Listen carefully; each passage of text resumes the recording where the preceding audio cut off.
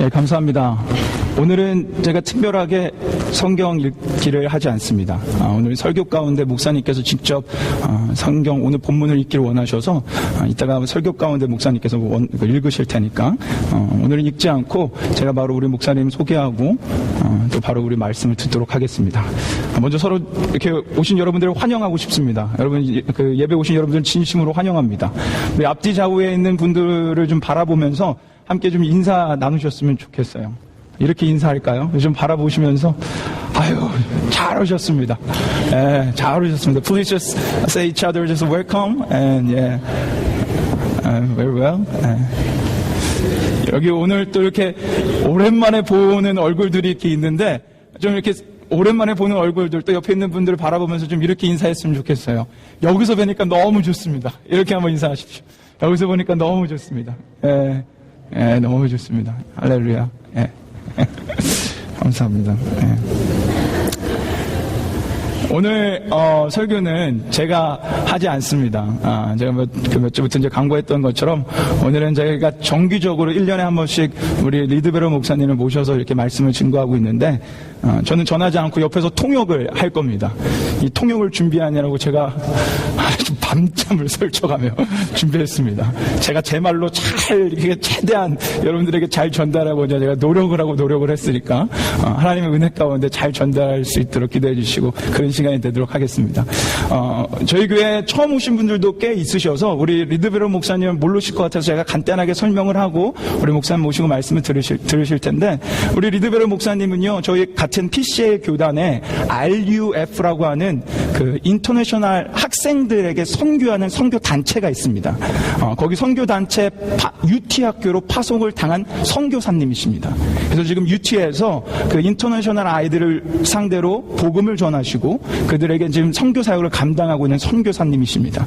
저희가 부족하게나마 우리 선교사님을 조금이나마 저희가 뭐 기도로 또 물질로서 지금 도와드리고 있는데 오늘은 또 이런 귀한 사역하시는 분을 모셔서 하나님의 놀라운 좀 말씀과 그분의 그 삶의 증거들을 좀 들으려고 합니다. 그래서 여러분 기대하시고 아마 여러분 거의 대부분 다 이해하시니까 제가 편하게 통역하겠습니다. 우리 목사님 나오실 때 우리 좀 샬롬으로 이렇게 한번 좀 인사하셨으면 좋겠습니다. 우리 한번 목사님 모실 테니까 여러분 한번 샬롬으로 이렇게 인사해 주십시오. Please just come here. 우리 목사님 한번 인사할까요? 샬롬. 예. Thank you. Well, hello. It is good to be here today. I almost said this morning, but it is not this morning. I'm obviously used to worshiping in the morning, so this is great. And no coffee for me in the afternoon. I'm still awake. Thanks be to God. I bring greetings on behalf of my wife and 4 kids, and on behalf of RUF International. 예, 뭐 거의 다 알아들으셨죠? 예, 제가 이렇게 와서 여러분들을 만나 뵙게 돼서 너무 반갑고요. 특별히 커피를 안 드셨는데도 지금 이렇게 깨어 있어서 너무 감사하다고 합니다. 그리고 와이프가 있으시고요, 4명의 자녀가 있으십니다. 뭐 이따가 설교 가운데도 얘기가 나오지만 2명은 또 어댑트 하셔갖고 그래서 같이 이렇게 4명 자녀로 있는데 그분들이 우리에게 인사를 전한다고 이렇게 말씀하셨습니다. And one last thing, we are very grateful for this church and for your partnership in the gospel ministry among international students at UT. 예, 그리고 우리가 아까 말씀드렸던 것처럼 저희를 그 RUF 지금 사역하는 모든 것들을 도와주고 있어서 너무 감사하다고 대표해서 말씀드린다고 합니다. Well, our text for today is Psalm 34. And as the scripture title indicates, it is a reflection on a bizarre and difficult episode in David's life that is recorded in 1 Samuel 21. 거의 대부분의 시편은요, 그 시편에 제목이 기록되어져 있습니다. 뭐 예를 들어서 다윗의 시, 뭐 솔로몬의 시 이런 제목들이 있는데 오늘 이 시편은 참 재미나게 되어 있어요. 여러분들이 뭐 펼쳐보시면 아시겠지만 34장에 뭐라고 제목이 나게 되어 있냐면 아비멜렉 앞에서 미친 채 하다가 쫓겨난 시라고 나옵니다. 미친 채 하다가 쫓겨난 시. 이 얘기는 사무엘상 21장에 나옵니다. David has been newly anointed king of Israel, but he is alone. He's afraid and he's running for his life. 이 시편이 쓰여질 당시는요, 다윗은 바로 그 이스라엘 왕으로 기름 부음 받은 다음이었습니다. 그래서 얼마 되지 않아서 이런 다윗을 죽이려고 여러 사람들의 적들이 있었고, 다윗은 두려워했으며 자신의 목숨을 부지하기 위해 도망 다니는 중이었습니다. He's so desperate that he flees to the Philistine city of Gath, which was Goliath's hometown, and he's hoping to disappear into the crowd, but he is noticed by the king's men. 다윗은 그 죽음의 위협을 피해서 골리앗 고향인 가드라는 도시로 도망하여 사람들 사이로 숨기를 원했습니다. 그런데도 불구하고 그 가드 왕의 한 신하한테 발각이 돼가지고 어쩔 수 없이 이제 도망다니는 신세가 끝이는 그런 상황이, 좌절되는 상황에 맞이하게 되었습니다. And we're told that David was very much afraid. So afraid that he began acting insane, clawing on the doors and frothing at the mouth. 그 당시 상황을 보면요, 다윗은 너무나도 심히 두려워했다라고 우리가 정의할 수 있을 것 같습니다. 왜냐하면 다윗은 너무나 두려웠던 나머지 미친 척을 했어요. 어떻게 했냐면 침을 질질 흘리고요, 발톱으로 문을 박박 긁었다라는 그런 비정상적인 행동을 보여주며 미친 척을 했습니다. It's hard to believe that this is the same guy as in chapter 17, when his faith had been so bold that he trusted in the Lord enough to go out and fight against the Philistine giant Goliath in order to restore the honor of God's name and also to deliver the people of God from their enemies. 지금 우리가 얘기하고 있는 이 다윗은요, 사무엘상 17장에서 자신보다 몇 배나 더 큰 그 골리앗하고 아주 두려움 없이 믿음으로 상대했던 동일한 인물을 지금 얘기하고 있습니다. 아주 믿기 어려우시겠지만 17장에 나오는 다윗과 지금 미친 척하고 두려움에 사로잡혀 있는 다윗은 동일한 사람입니다. Well, his deceptive act worked. The king of Gath had his men release this idiot, this madman.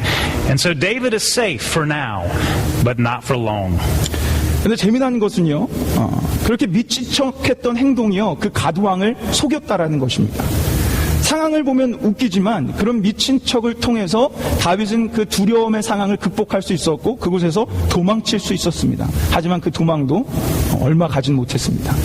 And it's not until later that David writes the words of Psalm 34 after he had been released by the king, after he's had time to look back on the troubles that pressed in all around him and the fears that had coiled tightly around him.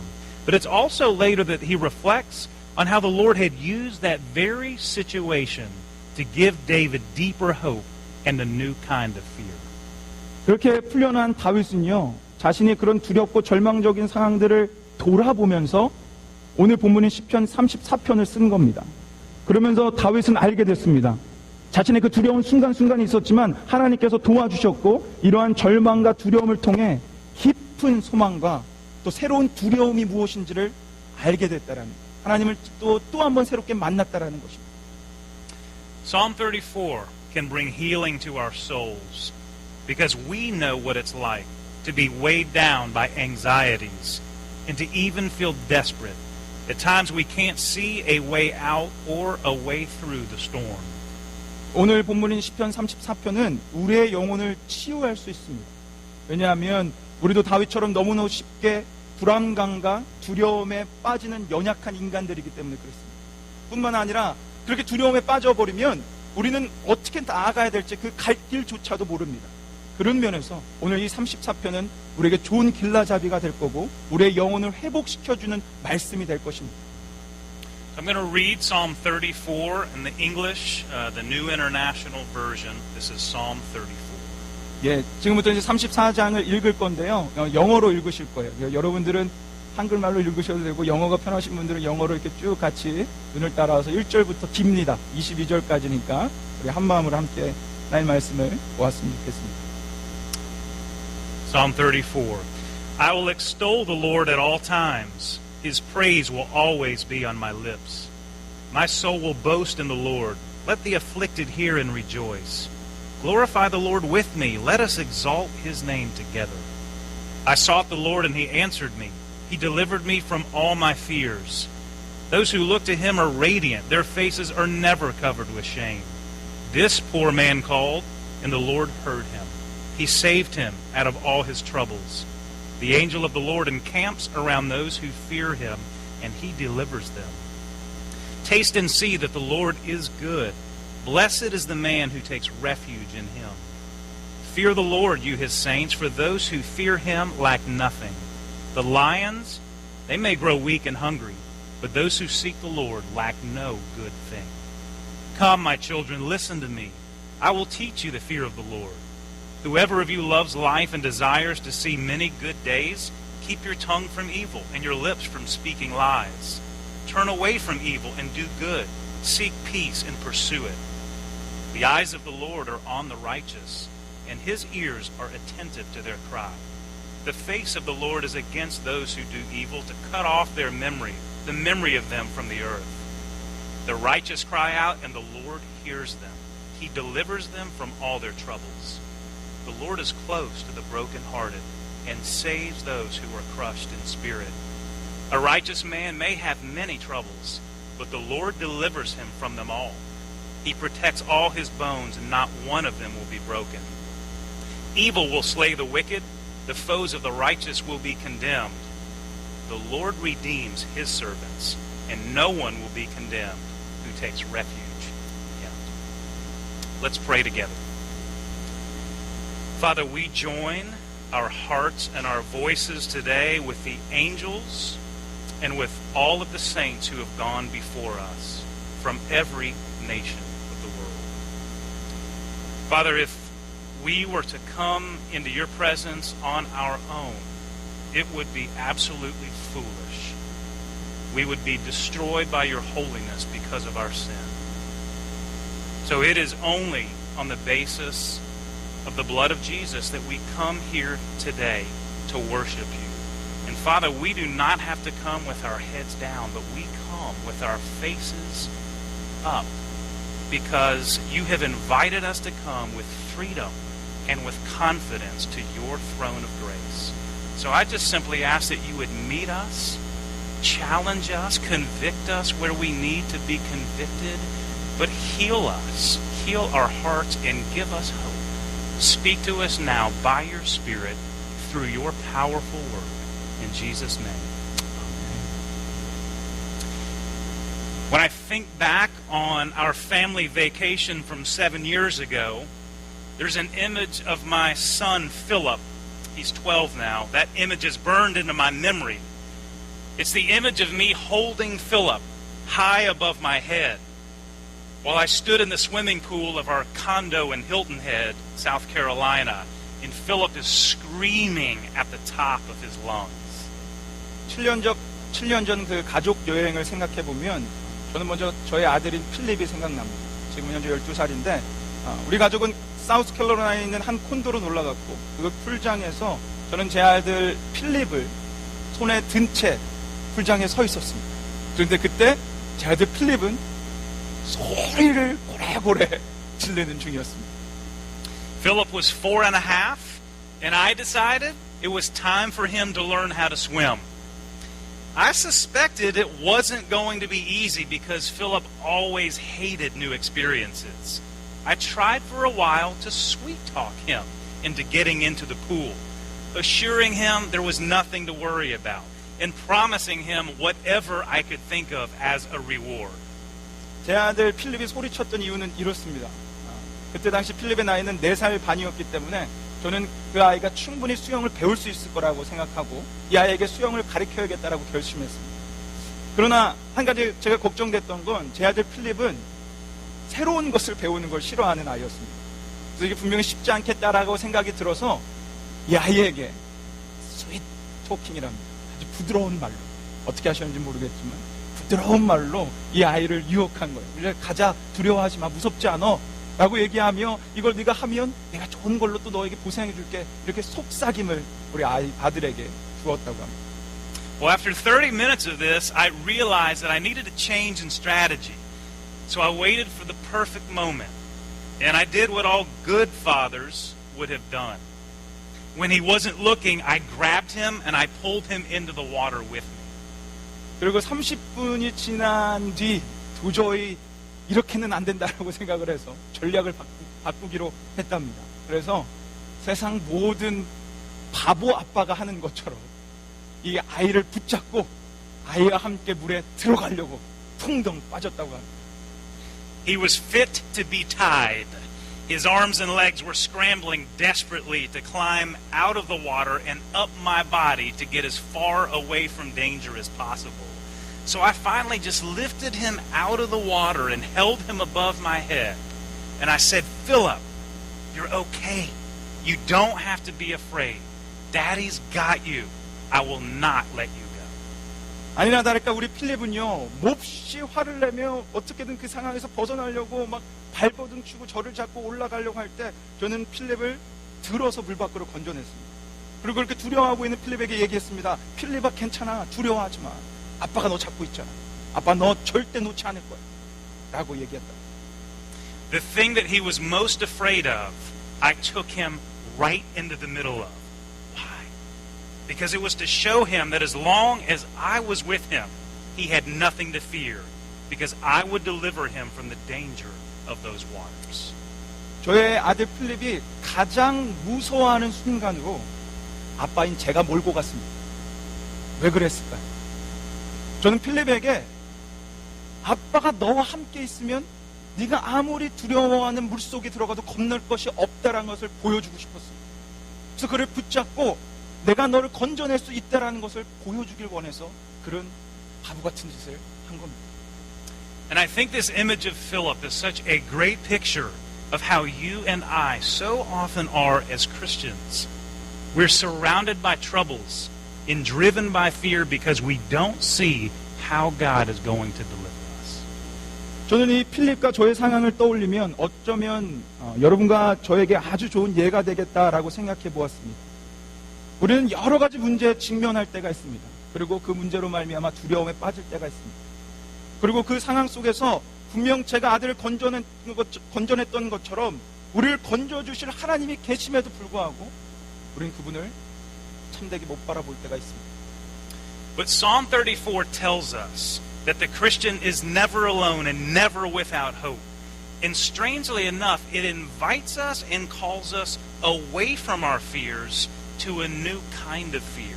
It tells us that we can fear the Lord because He has promised to deliver us.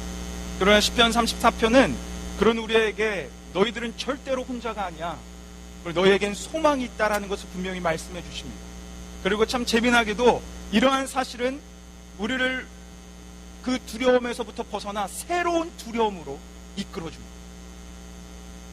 Even though this psalm has brought comfort to saints for thousands of years, isn't it a bit unsettling?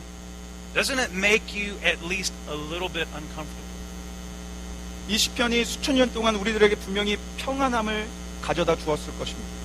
그런데도 불구하고 이 시편을 좀 읽어보면 우리가 조금 혼란스러운 경우가 있습니다.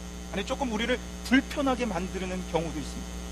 On a positive note, we can really appreciate that like all the Psalms, this psalm takes our emotions like fear seriously. It doesn't treat them as unspiritual or unimportant. The Bible affirms the value of our feelings and tells us that Jesus cares deeply when we are worried or afraid. But on the other hand, this psalm seems to be calling us to something that we chafe against and something that doesn't fit our Christian experience. We have a couple of problems. 우리는 이 시편을 읽을 때 감사함을 느낍니다. 왜냐하면 이 시편은 우리에게 인간적인 두려움 같은 감정을 심각하게 다뤄주고 있기 때문에 그렇습니다. 여러분 성경은요 우리의 감정을 전혀 무시하거나 우리의 감정이 가치 없는 거라고 얘기하지 않습니다. 심지어 예수님은 우리가 걱정하고 두려워하고 있을 때 진심으로 너희를 보살펴 줄게 라고 말씀하십니다. 그러나 다른 한편으로 우리는 이 시편을 통해서 좀 궁금증을 하나 가져야 됩니다. 그러면 우리 이 시편을 통해서 우리가 갖는 궁금증은 무엇일까요? First, we might have a problem with the very idea of fear. 첫 번째 우리가 갖는 그 궁금함은 두려움이라는 개념이 어떤 뜻이냐는 거예요. In verse 11, David makes his goal for us clear. Come, my children, listen to me. I will teach you the fear of the Lord. 오늘 그 본문 11절을 보면 다윗은 자신의 목표를 우리에게 분명하게 보여줍니다. 뭐라고 말씀하시냐면 너희 소자들아 와서 내게 들으라. 내가 여호와를 경외함을 너희에게 가르치리로다. 라고 말씀하십니다. Well, we all know that some fears are good. The fear of touching a hot stove, or jumping out of an airplane without a parachute, or putting your head into the mouth of a lion. We may not like the way we feel when we face dangers like this, but these fears actually help us to stay alive. We need them. 우리는 모든 두려움이 다 나쁜 것만은 아니라는 걸 알고 있습니다. 예를 들어서 우리가 뜨거운 난로를 만지면 이게 안 된다라는 것. 혹시 비행기 밖을 점프할 때 우리에게 낙하산이 없으면 안 된다라는 것. 그리고 사자의 입속에 우리의 머리를 집어넣으면 안 된다라는 그런 두려움들. 이런 두려움들은 사실상 여러분이 싫어할 수도 있지만 우리의 삶을 연장시켜주며 우리의 삶 가운데 꼭 필요한 두려움들입니다. But here, we're called to fear the Lord. The same person we're also called to love and to trust. And I suspect that if you're anything like me, this may rub you the wrong way. It feels cold. 그런데 오늘 본문은요, 그런 두려움을 얘기하는 게 아니에요. 또 다른 두려움을 얘기합니다. 바로 우리에게 여호와 하나님을 두려워하라는 거예요. 여기서 제가 잠깐 우리 버전을 말씀드리면, 우리는 버전 가운데 한국어 버전은 경외하라고 했지만 영어에서는 fear라고 써 있습니다. 그러니까 여기서 분명히 얘기하는 건 우리 보고 하나님을 두려워하라고 하는데, 여러분이 저와 같다면 아마 좀 느낌이 이상할 거예요. 하나님을 두려워하라고. 하나님 우리가 사랑해야 되고 믿어야 되는데 되는 대상인데 하나님을 두려워하라고. 어떻게 보면 좀 이 이미지는 우리가 생각하고 있는 거하고 안 맞을 수가 있어요. And this is exactly the kind of idea that makes someone like Christopher Hitchens